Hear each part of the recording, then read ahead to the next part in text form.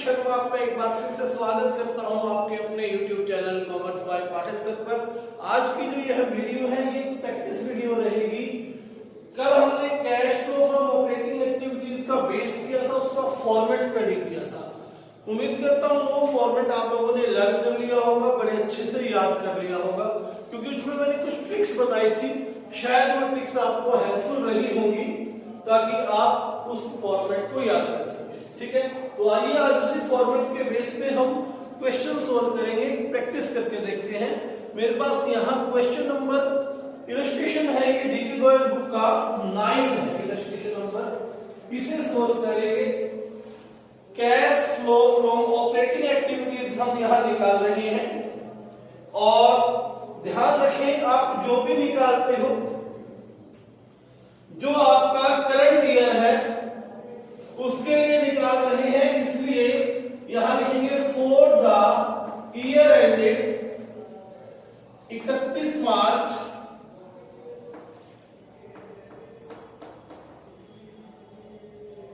2000, जैसा कि इसमें दे रखा है आपको 2018 और 19 के वजह से दे रखे, तो यहां लिखेंगे 2019। जैसा कि कल मैंने बताया था, सबसे पहले आपको क्या निकालना होता है, net profit before interest and tax निकालना होता है। Net profit before interest and tax के लिए मैंने आपको बताया था कि इसके लिए क्या क्या आपको माइनस करना पड़ेगा या क्या क्या इसमें ऐड करना पड़ेगा। एक ट्रिक बताई थी TIPP करके टिक, उसमें मैंने आपको टिक दी थी। तो देखते हैं सबसे पहले हमें दिया क्या है। इसने आप इस क्वेश्चन में कहा है कि फिलिप लिमिटेड के सभी एप्रोप्रिएशंस के बाद प्रॉफिट जो थे वो थे 2.5 लाख रुपए, 2,50,000। तो प्रॉफिट इसने दिया है आपको, प्रॉफिट दिया है 250। यदि ये डायरेक्ट नहीं दे रखा होता, दोनों सालों का दिया होता, तो करंट ईयर में से इसमें प्रीवियस ईयर माइनस करके तो निकालते। फिर हमने टिप देखना है, T4 क्या था, ट्रांसफर टू जनरल रिजर्व। देखिए यहाँ ट्रांसफर टू जनरल रिजर्व इसने दिया है 5वें नंबर पॉइंट पर 17,500 रुपए ट्रांसफर टू जनरल रिजर्व था, उसे ऐड करेंगे।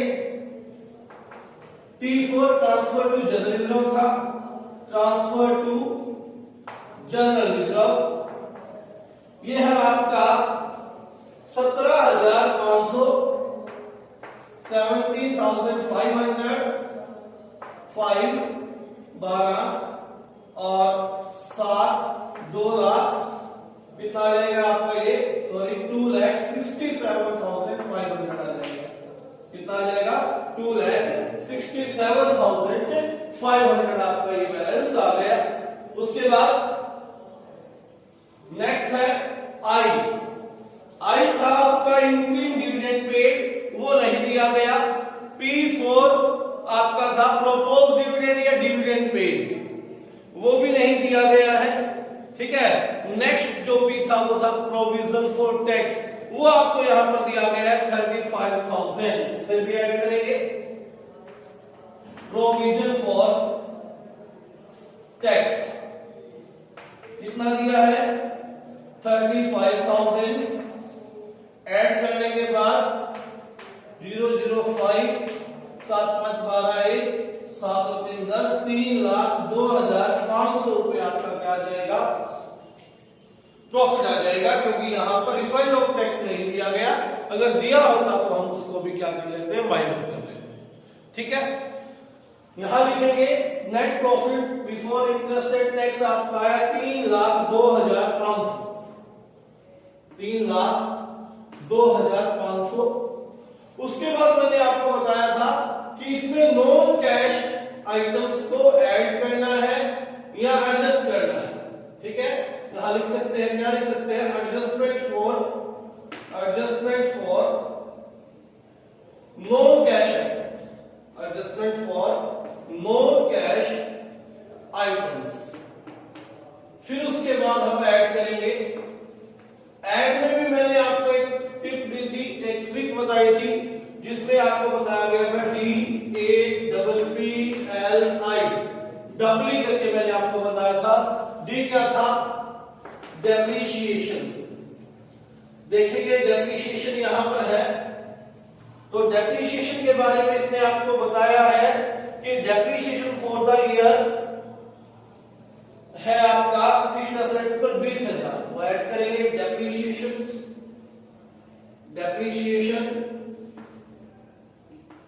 20,000। उसके बाद आपको बताया गया ए क्या होता है, amortisation of intangible assets, amortisation of intangible assets. Intangible assets चाहे पेटेंट हो, चाहे गुडविल हो, चाहे ब्रांड हो, जो भी इंटेंजिबल है, जो इंटेंजिबल नेचर की असेट्स है, अगर वो राइट ऑफ हो रही है तो यहां पर आएगा। इसने यहां पर आपको दिया है कि गुडविल रिटर्न ऑफ 9,000, तो इसे भी हम यहां लिखेंगे गुडविल रिटर्न ऑफ 9,000। उसके बाद आपको दिया गया है पी क्या था, प्रोविजंस। प्रोविजन अगर कोई है डाउटफुल डेट्स का है, डिस्काउंट का है, क्रिएट हुआ है, इंक्रीज हुआ है, तो उसे क्या करना पड़ेगा, आपको ऐड करना पड़ेगा, और डिक्रीज हुआ तो लेस करना पड़ेगा। ठीक है, तो यहां पर उसने क्या कहा है प्रोविजन के बारे में, आपको कोई भी प्रोविजन नहीं दिया, सिर्फ एक ही दिया था प्रोविजन फॉर टैक्स, वो ऊपर ऐड हो जाता है, इसलिए इसका कोई इफेक्ट नहीं पड़ा। नेक्स्ट पी था preliminary expenses right of, preliminary expenses return of, वो भी आपको यहां पर नहीं दिया गया, तो इसका भी कोई इफेक्ट नहीं पड़ा।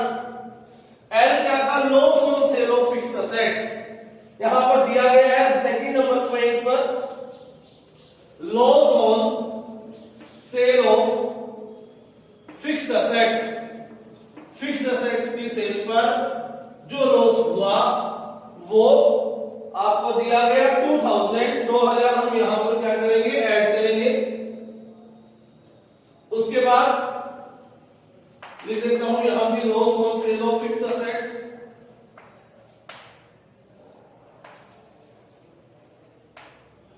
उसके बाद I4 था इंटरेस्ट पेड, इंटरेस्ट पेड भी आपको इसमें नहीं दिया गया, तो यहां पर ये भी कोई इफेक्ट नहीं डालेगा।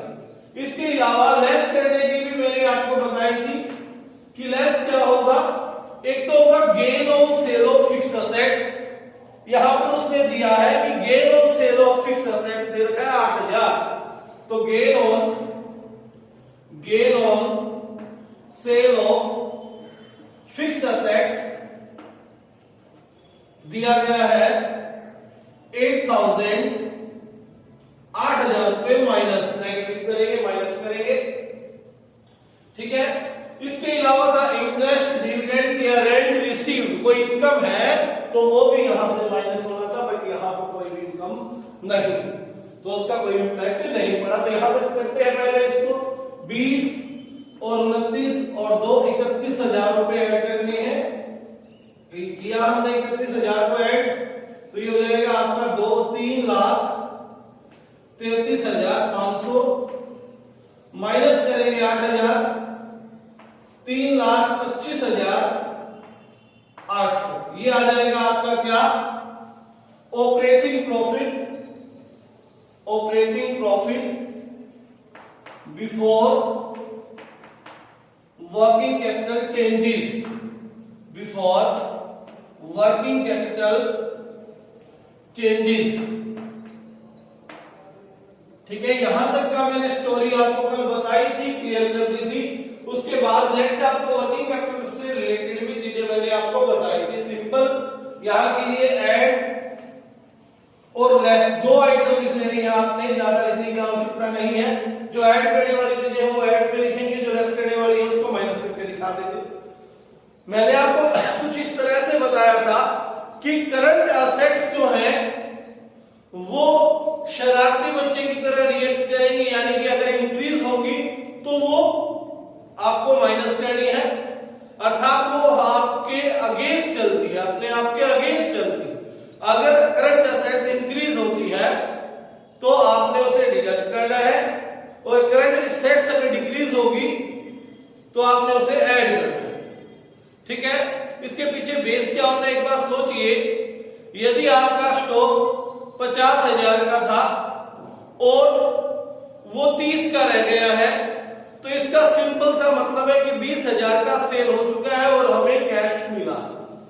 ठीक है बात, इस बेस पर हम चलते हैं, तो हमारे पास आया तो ऐड करेंगे। ठीक है, तो इस तरह से यदि करंट असेट्स इंक्रीज होगी तो हमें माइनस करना है, अगर करंट असेट्स डिक्रीज होगी तो हमें क्या करना है, प्लस करना है। समझ में आ गई होगी बात। इसमें ये चीजें ध्यान दें, 3 चीजें हैं आपके पास, कैश, बैंक बैलेंस और करंट इन्वेस्टमेंट। 3 चीजें हैं, कैश, बैंक, करंट इन्वेस्टमेंट, या उसको हम बोल सकते हैं मार्केटेबल इन्वेस्टमेंट भी कई बार क्वेश्चन में होगा। ठीक है, ये 3 चीजें नहीं लेनी है आपने, ये कैश एंड कैश इक्विवेलेंट का पार्ट। कौन कौन से बताई मैंने, कैश, बैंक और करंट इन्वेस्टमेंट या जो है मार्केटेबल इन्वेस्टमेंट, ये तीनों चीजें ही आपने नहीं लेनी। फर्स्ट चैप्टर में आपको बताया गया था there are cash and cash equivalent. ठीक है बात, तो इनको यहां पर स्किप करना है। तो करंट असेट से रिलेटेड हमने बात कर ली है, करंट लायबिलिटीज। ठीक है, करंट लायबिलिटीज जैसा रिएक्शन करती है हमें सेम उसी डायरेक्शन में काम करना है। अगर करंट लायबिलिटीज डिक्रीज होती है तो आपने माइनस करना है, करंट लायबिलिटीज इंक्रीज होगी तो आपने क्या करना है, उसको प्लस करना है। यहां पे ध्यान देंगे बैंक ओवरड्राफ्ट। ठीक है, बैंक ओवरड्राफ्ट, बैंक को वहां पर हमने नहीं लिया था, बैंक ओवरड्राफ्ट को भी हम यहां करंट लायबिलिटी नहीं मानेंगे, because it is to be considered as financing activities. ठीक है, पहले लेते थे यहां, लेकिन अब आपने ये इसे नहीं लेना है। ठीक है, ओवरड्राफ्ट को यहां नहीं लेते, पहले इसको बैंक कंसीडर किया जाता था, सॉरी यहां नहीं लेते थे तब भी, यहां तो बिल्कुल ही लेना ही लेना नहीं। असेट्स में क्या क्या है, कैश, बैंक, करंट इन्वेस्टमेंट और करंट लायबिलिटीज में क्या क्या है, बैंक ओवरड्राफ्ट। ठीक है बात, बैंक ओवरड्राफ्ट को कैश क्रेडिट भी लिखा मिलेगा कहीं कहीं, ध्यान रखें कि बैंक ओवरड्राफ्ट को कैश क्रेडिट भी कहीं मिल सकता है, आपको लिखा। देखिए उसने कहा ट्रेड रिसीवेबल 50,000 के थे, 62 के हो गए, 50 से 62 बढ़ गए। पहले ट्रेड रिसीवेबल की पहचान कीजिए, करंट असेट्स है, current liability. Trade receivable current assets होता है, वो बढ़ गया है, इसलिए हमें क्या करना पड़ेगा, माइनस करना पड़ेगा। तो यहां लिखेंगे इंक्रीज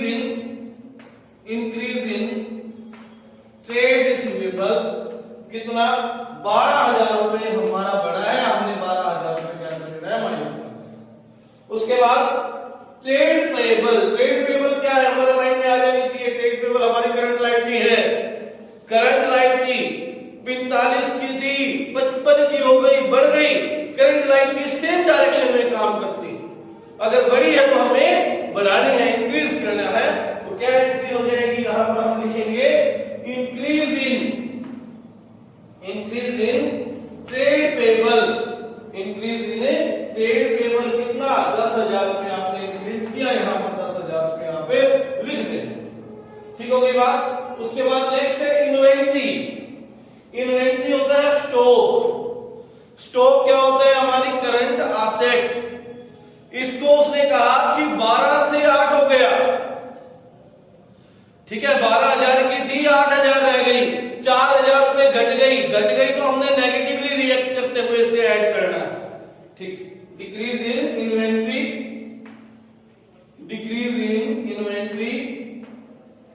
4,000 रुपए घटी है, आपने 4,000 रुपए ऐड कर देने हैं। उसके बाद income received in advance. Income received in advance आपकी करंट लायबिलिटी होती है, एक्रूड इनकम करंट असेट्स होती है, इनकम रिसीव्ड इन एडवांस आपकी करंट लायबिलिटी होती है। एडवांस इनकम भी लिखा मिल सकता है। ठीक है, तो इसे आप करेंगे, 8,000 की थी, अब 0 की रह गई, यानी कि करंट लायबिलिटी डिक्रीज हो गई, तो आपने क्या करना है, इसको घटाना। Decrease in income received in advance कितना 8,000 रुपए माइनस के। उसके बाद आउटस्टैंडिंग एक्सपेंस, ये आपकी करंट लायबिलिटी होती है, आपको पता है 6 से 3 हो गई, 3,000 कम हो गई। करंट लायबिलिटी कम होने पर इसे भी क्या करते हैं, हम घटाते हैं। तो लिखेंगे decrease in outstanding expense, decrease in outstanding expense 3,000 रुपए माइनस। उसके बाद नेक्स्ट है प्रीपेड एक्सपेंस, पहले कुछ भी नहीं थे, अब 5 हो गए, बढ़ गए। प्रीपेड एक्सपेंस हमारी करंट असेट्स है, असेट्स बढ़ने पर हमें क्या करना पड़ेगा, उसको माइनस करना पड़ेगा। तो यहां लिखेंगे इंक्रीज इन, यहां लिख देते हैं क्योंकि और आइटम नहीं है, increase in prepaid expense. Prepaid expense कितना 5,000 माइनस।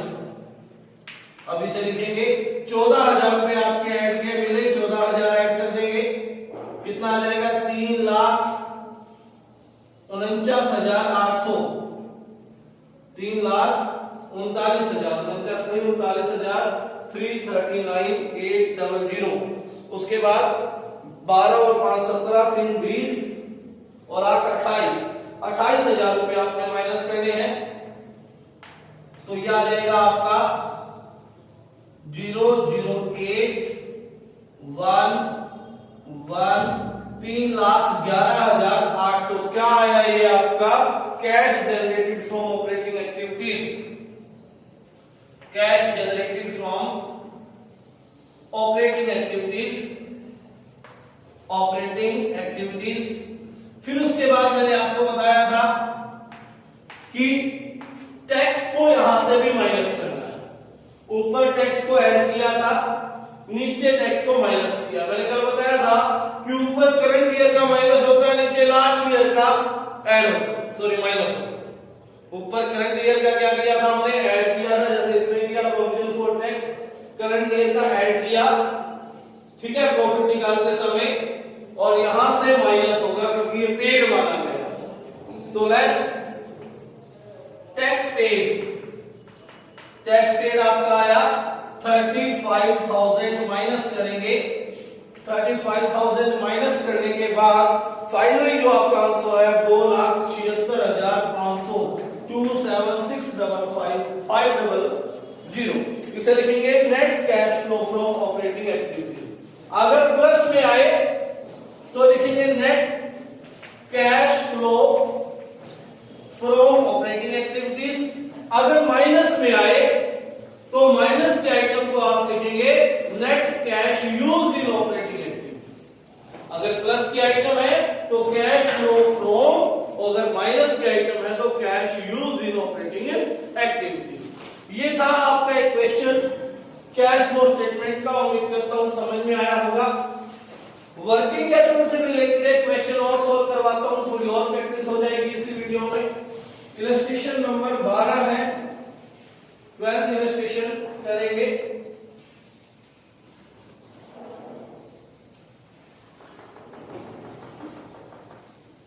क्योंकि सबसे ज्यादा चांस, बाकी चीजें तो बच्चे याद कर लेते हैं, गलती होने का अगर है तो वर्किंग कैपिटल वाले सिचुएशन में बच्चे अक्सर गलती कर दिया करते हैं, इसलिए थोड़ी और प्रैक्टिस करवा रहा हूं इसकी मैं।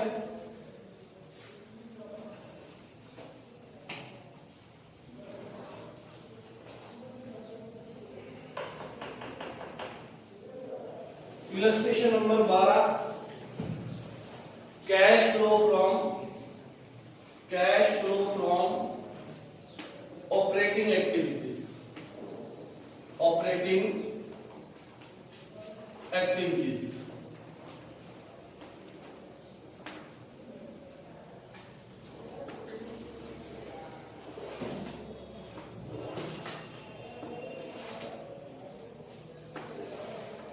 आपको आइटम्स दी हैं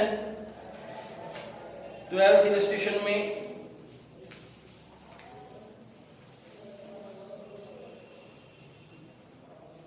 प्रॉफिट एंड लॉस दिया, बैलेंस 2018 का भी और 2017 का भी। 18 का है 1,10, 2017 का है 1,20।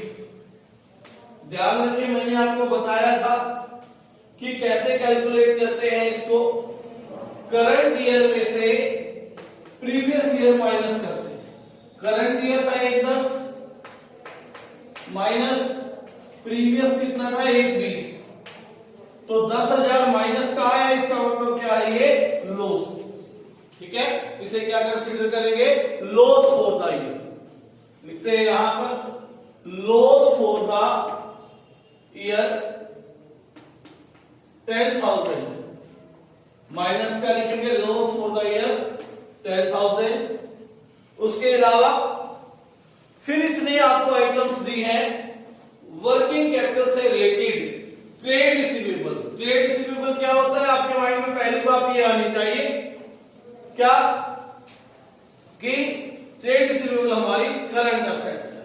करंट असेट्स जो है नेगेटिवली रिएक्ट करती है। करंट असेट्स कैसे रिएक्ट करती है, नेगेटिवली। अब हम देखेंगे कि ये बढ़ी है या घटी। 2017 में थी आपकी 62। देखिए सबसे पहले ऊपर मैच कर रहे हैं आपने कि 17-18 का बैलेंस दे रखा है या 18-17 का। कई बार वो आगे पीछे आपको दे देगा और आपका सारा सवाल गलत हो जाएगा। जो ये वर्किंग कैपिटल से रिलेटेड आइटम्स आपने 2017 से 18 में देखना है। ठीक है, यानी कि प्रीवियस टू करंट देखना है। प्रॉफिट हमने निकाला करंट टू प्रीवियस, और वर्किंग कैपिटल जो चेंजेस है वो कैसे निकलेगी, प्रीवियस से करंट। पिछले साल का बैलेंस था 62, अब है 50, यानी कि 12,000 रुपए घट गया। और 12,000 जब घट गया, करंट असेट्स घट गई, तो हमें क्या करना पड़ेगा, नेगेटिव रिएक्ट करती है, जो चीज घटती है उसे हम बढ़ाते हैं, तो हमें क्या करना पड़ेगा, इंक्रीज करना पड़ेगा, यानी कि ऐड करना पड़ेगा। यहां लिखेंगे डिक्रीज इन ट्रेड रिसीवेबल, वो कितना है, 12,000 रुपए है आपका। उसके बाद आउटस्टैंडिंग रेंट। आउटस्टैंडिंग रेंट क्या है, आउटस्टैंडिंग रेंट उसने कहा पहले था आपका 42,000, अब है आपका 24, यानी कि कम हो गया। आउटस्टैंडिंग रेंट क्या है, आपकी लायबिलिटी। लायबिलिटी अगर कम हो जाएगी तो आपको उसे क्या करना पड़ेगा, क्योंकि सेम डायरेक्शन में रिएक्ट करती है, उसे आपको माइनस करना पड़ेगा। ठीक है, तो decrease in outstanding expense less करेंगे, डिक्रीज इन आउटस्टैंडिंग एक्सपेंस कितना, आउटस्टैंडिंग एक्सपेंस की जगह रेंट लिख देंगे, क्योंकि आउटस्टैंडिंग रेंट दिया है आपको, दिया है 42 से 24 हो गया, यानी कि 18,000 रुपए कम हो गए, 18 माइनस का। देन गुडविल दे रखी है आपको, ध्यान दीजिए गुडविल क्या थी, अमोर्टाइजेशन ऑफ इंटेंजिबल असेट्स। लेकिन देखिए गुडविल घटी है या बढ़ी, अगर घटी है तो अमोर्टाइजेशन है, अगर बढ़ी है तो इन्वेस्टिंग में जाएगी। ठीक है, यहां पर मैंने गुडविल इसलिए नहीं ली क्योंकि गुडविल क्या हो चुकी थी, इंक्रीज हो चुकी थी, 76 से 80 हो चुकी थी, तो राइट ऑफ नहीं हुई, तो यहां गुडविल नहीं ली जाएगी। जाएगी कहां, इन्वेस्टिंग में। गुडविल हमारी ना करंट असेट्स होती ना करंट लायबिलिटी होती, इसलिए यहां पर इसका कोई इंपैक्ट नहीं पड़ेगा। देन प्रीपेड इंश्योरेंस, ये हमारी करंट असेट है, 4 से 8 हो गई, बढ़ गई है। करंट असेट जब बढ़ेगी तो हमें क्या करना पड़ेगा, घटाना पड़ेगा। Increase in prepaid expense 4,000।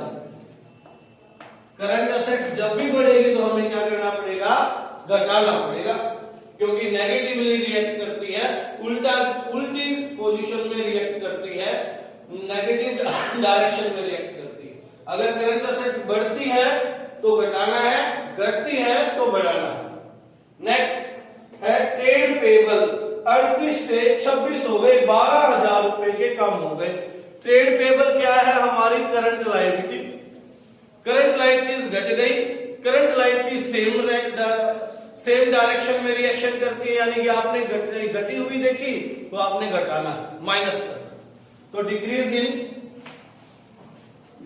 इन क्या था ये, decrease in trade payable 12,000, trade payable 12,000 रुपए माइनस करेंगे, तो यहां 12 प्लस का है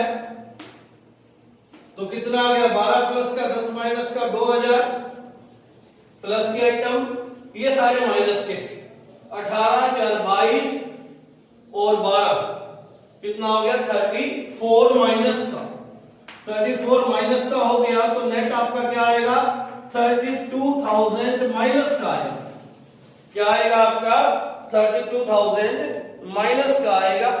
तो हमने 32,000 माइनस का आएगा तो यूज आया, प्लस का आया तो फ्लो आया था। अब यहां लिखेंगे cash used in operating activities. Operating activities तो ये थी आज के कुछ क्वेश्चंस की प्रैक्टिस। आप अपने लेवल पर जितनी ज्यादा सोल्व कर सके उतना अच्छा है, क्योंकि यहां से 6 मार्क्स का क्वेश्चन कंपलसरी है, जरूरी है, आएगा ही आएगा। आपकी मेहनत है कि आप 6 मार्क्स दे पाते हो या नहीं, वो डिपेंड करता है कि आपने प्रैक्टिस कितनी की। ठीक है, चैनल पर नए हैं तो सब्सक्राइब करें और इस वीडियो को आप ज्यादा से ज्यादा अपने मित्रों के साथ शेयर कर सकते हैं। धन्यवाद।